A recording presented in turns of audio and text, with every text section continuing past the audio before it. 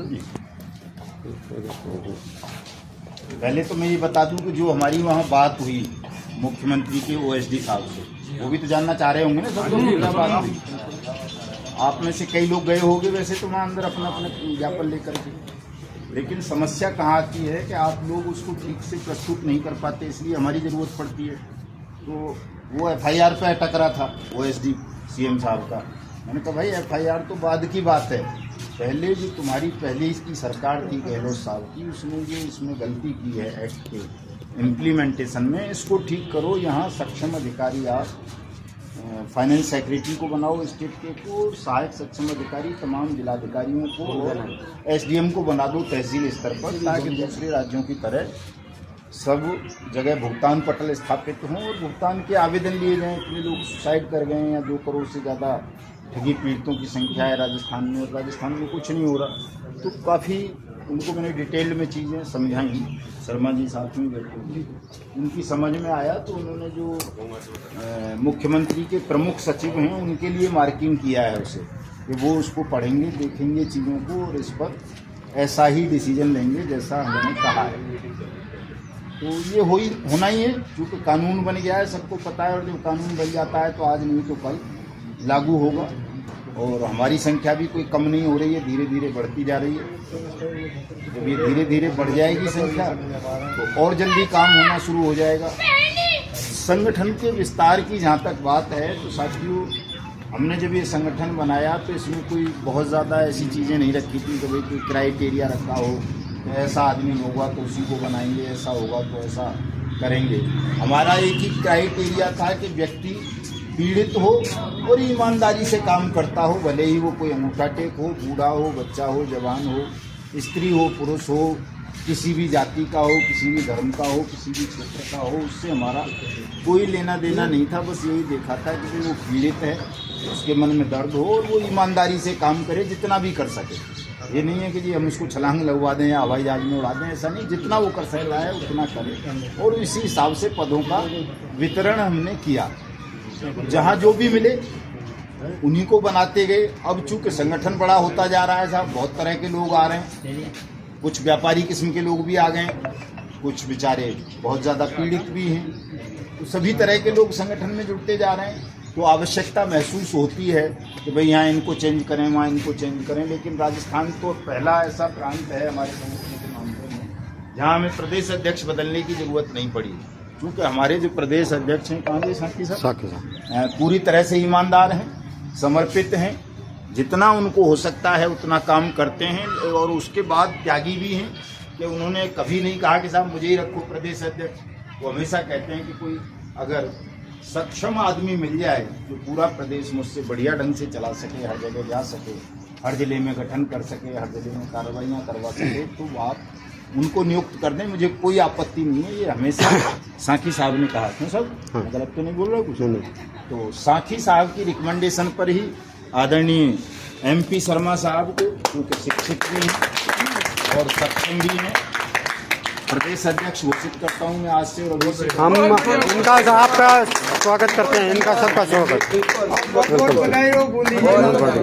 और साखी साहब को हम अपनी राष्ट्रीय कार्यकारिणी में रखेंगे, ठीक है ना सब। साखी साहब को अपनी राष्ट्रीय कार्यकारिणी में रख लेंगे, प्रदेश उपाध्यक्ष और प्रदेश उपाध्यक्ष, राष्ट्रीय उपाध्यक्ष या राष्ट्रीय महासचिव नहीं, प्रदेश संरक्षक तो मरमिट साहब बना दिए हैं शायद, दो रखेंगे। प्रदेश प्रवक्ता महामंत्री योगी जी हैं। मैं श्रीमाली जी से भी अनुरोध करूंगा कि आप प्रदेश की टीम में रहें, दोनों मिलकर के प्रदेश को संभालें। आप वहाँ कोई दूसरा जिलाध्यक्ष तो प्रभिया जी हैं शायद, वहाँ प्रभिया जी हैं, आप प्रदेश में रहें साथ में। इनको भी राजस्थान की कार्यकारिणी, नाम क्या है? रमेश चंद्र शर्मा जी MP जिलाध्यक्ष राष्ट्रीय कार्यकारिणी में। और जो भी साथी अपने आपको लगता है कि प्रदेश संभाल सकता हूँ, प्रदेश में सहयोग कर सकता है, कोई आपत्ति नहीं। हमारे तो देखिए बंसीलाल मीणा साहब बैठे थे, सब तहसील के अध्यक्ष थे, मुझे लगा वो बहुत ज्यादा काम करते हैं। और सौभाग्य की बात है पूरे देश में सबसे ज्यादा काम अगर संगठन की मेंबरशिप के मामले में तो बंसीलाल मीणा जी का, जो उदयपुर के जिला अध्यक्ष हैं। दूसरा नंबर राजेंद्र भाई का है, अलवर से बैठे हुए हैं, राजेंद्र सिंह साहब बैठे हुए हैं। तीसरे नंबर पर आपका ही राजसमंद आता है। तो इस तरह से अगर तमाम लोग काम करेंगे तो जो जरूरत है वास्तव में, हमारी जरूरत क्या है, संख्या बल की जरूरत है हमें, और कुछ नहीं है। जैसे आज यहाँ इतने घंटे खड़ा रहना पड़ा, और सभी जगह रहना पड़ता है। डीएम भी जल्दी से नहीं मिलना चाहता, ये तो मुख्यमंत्री है पूरे राज्य का।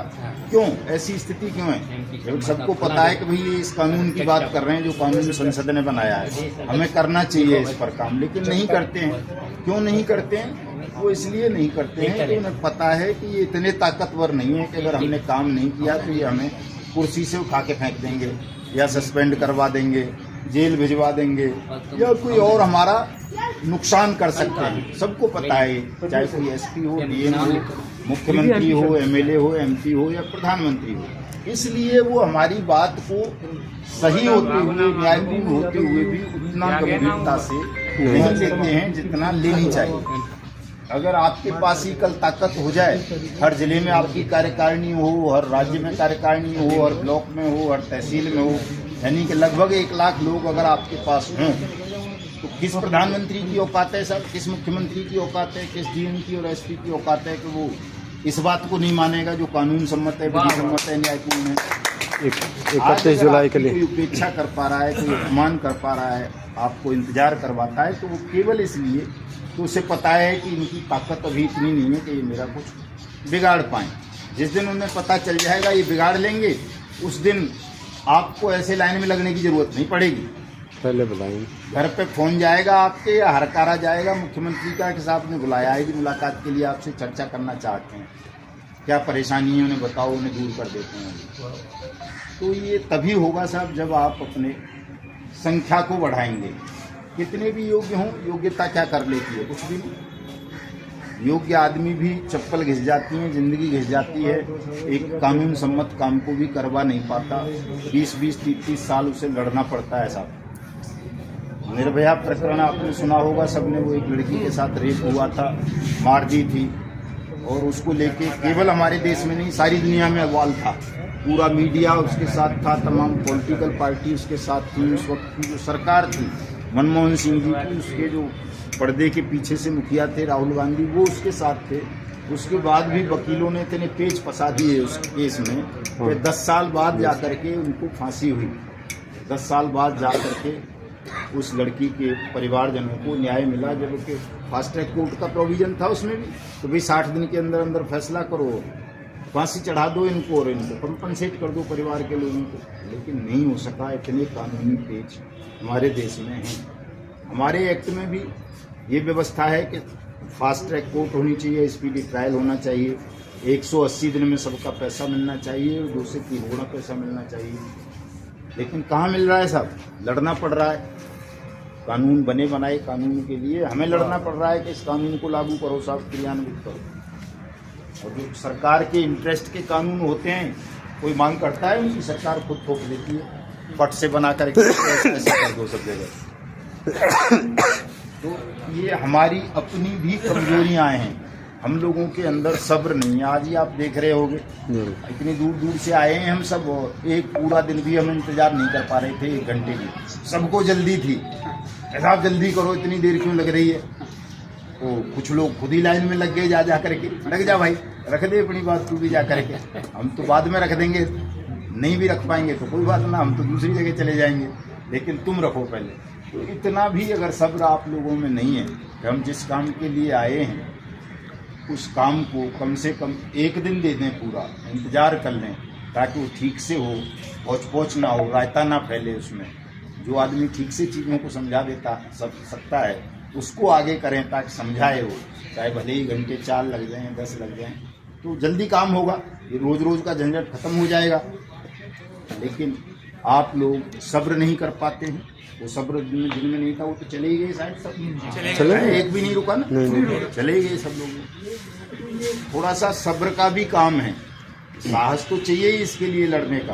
और रतनलाल जी पता नहीं कहाँ गए, हमारे मेघवाल साहब झालवाड़ वाले अध्यक्ष हैं, वो भी सब्र नहीं कर रहे थे। वो साहब बहुत बढ़िया, बहुत बढ़िया भाई, समय इतना अच्छा है इस वक्त आपके लिए। ये सरकार केंद्र की कमजोर है, विपक्ष भी मजबूती में आ गया है।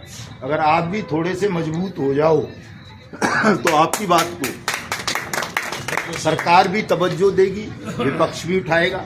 और जब विपक्ष भी उठाने लगेगा तो नरेंद्र मोदी जी को पता चल जाएगा कि यार अगर अब इनकी बात नहीं सुनी, इनका काम नहीं किया तो अब के तो 240 आ गई हैं, कहीं अगली बार ऐसा ना हो 40 पे सिकोड़ दें, 200 और कम हो जाए। काम करना पड़ेगा साहब इसके लिए।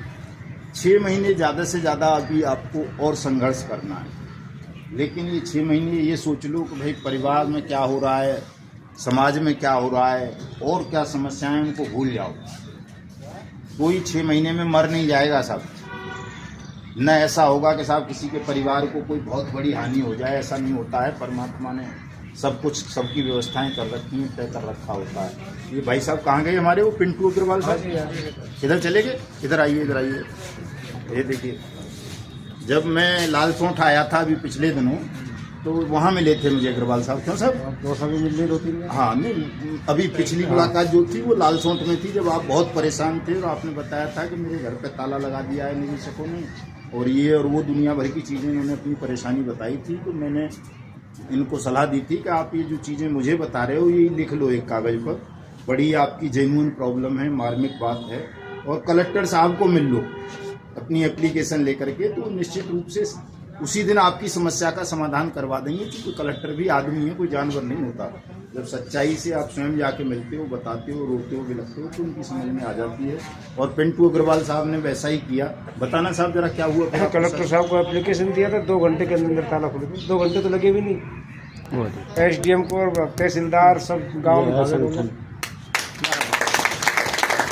घंटे तो लगे भी नहीं। मैं तो नहीं आया था, मैंने केवल आशीर्वाद था, सलाह दी, बताया कि आप ऐसा करेंगे तो ऐसा हो जाएगा। आपको उस वक्त शायद भरोसा नहीं हो रहा होगा मेरी बात पे, कैसा हो सकता है? पूरा विश्वास करता हूं। नहीं कर रहे थे तो अगर आप भरोसा करेंगे, आपको पूरा विश्वास है, हृदय में साहस करेंगे, आपका पूरा वीडियो डेली सुनता हूँ। ऐसा कुछ भी नहीं है। अभी वो एक और भाई साहब थे, यहाँ आए नहीं है, उनका ट्रैक्टर छीन लिया है हमारे जिला अध्यक्ष जगदीश गुजर साहब का, माधोपुर के जो हमारे जिला अध्यक्ष है, किसी निवेशक ने उनका ट्रैक्टर छीन लिया है। मैंने उनको भी यही सलाह दी जो आपको दी, और उनका ट्रैक्टर भी मिल जाएगा। अभी वहाँ फतेहपुर में एक घटना हुई, निवेशकों ने एक को एजेंट को गोली मार दी, वो मर गया। वो निवेशक जेल में, सारे के सारे जिनके नाम आपको दिए। ऐसी बहुत सारी घटनाएं, घबराने की जरूरत नहीं है साहब, डरना नहीं है कि ऐसा हो जाएगा, ऐसा कुछ नहीं होना है। आप अगर ठीक से ईमानदारी से परमात्मा को साक्षी मान करके काम करोगे तो ये काम हो जाएगा।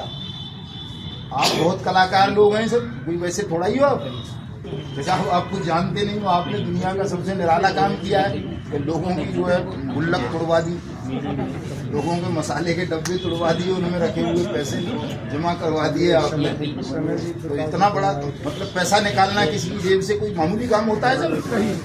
वोट आदमी दारू पारू प्या के डिमांड बोल के ले लेता है, लेकिन पैसा ले ले कोई किसी से, ये बड़ा काम है दुनिया का।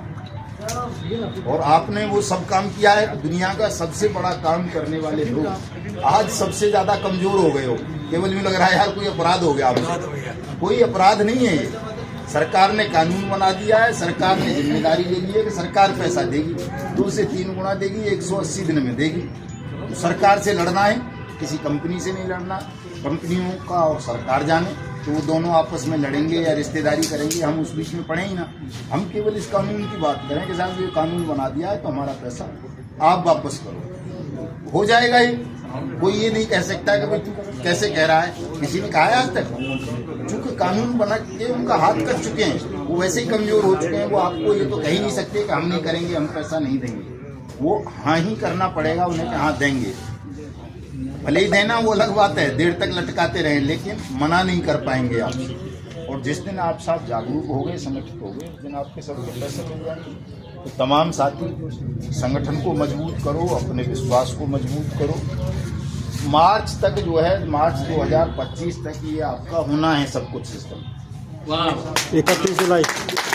थोड़ा सा साहस की जरूरत है, थोड़ी सी ताकत लगाएं तमाम लोग, लगातार मीटिंग्स करें अपने अपने जिलों में, तहसील में, जहाँ भी आप लोग रहते हैं सब।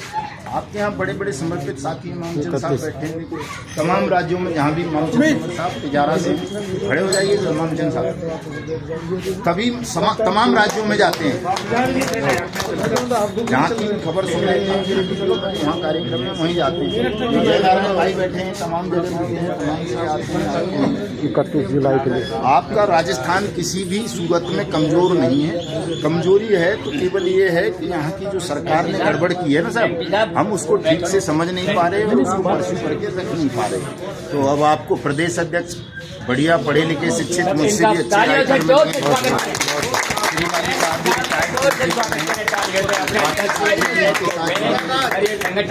जी जैसा प्रवक्ता है, आपके साथ खूब बोलते हैं, उससे भी ज्यादा बोल देते हैं। हमारे बूंदी जिला के प्रदेश अध्यक्ष आपको बहुत बहुत बधाई हो। बहुत बहुत बधाई। मैंने अध्यक्ष उपाध्यक्ष दे दी थी, क्योंकि हजार साहब से रिक्वेस्ट करूंगा। बहुत बहुत बधाई साहब।